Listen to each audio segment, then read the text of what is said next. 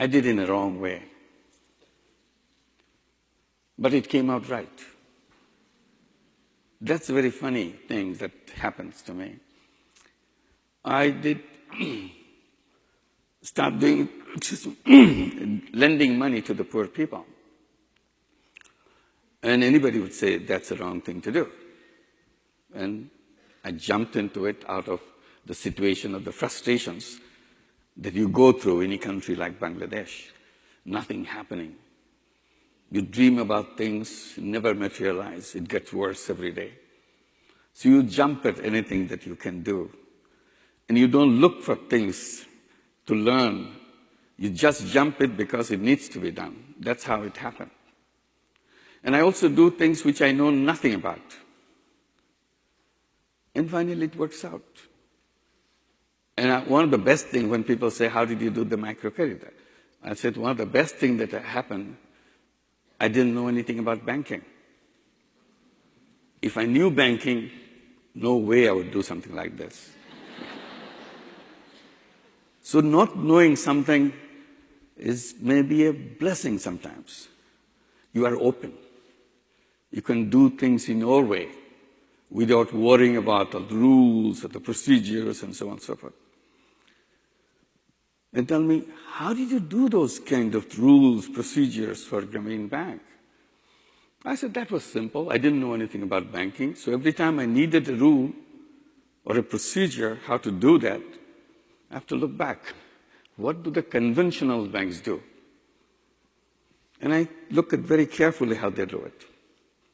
Once I learn how they do it, I just do the opposite. And it worked out. So that's what the microcredit is all about. Conventional banks go to the rich, we go to the poor. Conventional banks go to men, particularly in Bangladesh. 99% of the borrowers are men. I went to women. 97% of our borrowers are women. We have 8.5 million borrowers. And you can imagine it's a bank for the women.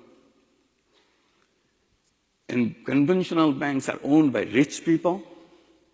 Grameen Bank is owned by poor people, the borrowers. They own the bank. Poor women, they own the bank. So everything you see, conventional banks need collateral. Without collateral, they're not going to talk to you. We said, forget it. Poor people don't have collateral. Why you ask for it? So we dismissed the whole idea of collateral. Everybody was shocked. How can you do banking like that? I said, let's try. I could try because I didn't know anything. I tried and it worked. We have no collateral. We lend out billions of dollars. No collateral. Since we don't have collateral, we don't have lawyers. This is the only lawyer-free bank in the whole world.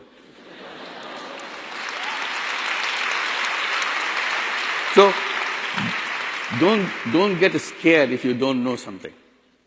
Don't feel that you have to be very smart to do something. Stupid people like us do things, it works out. So that's the fun part of it. Don't feel scared about challenging things. Conventional bankers always telling me, we can't lend money to the poor people. You know why? Because they're not creditworthy. I have heard it millions of times telling me that they are not creditworthy. I wondered, should the banks tell people whether they are creditworthy or not? Or that people should be telling the banks whether they are people-worthy or not? You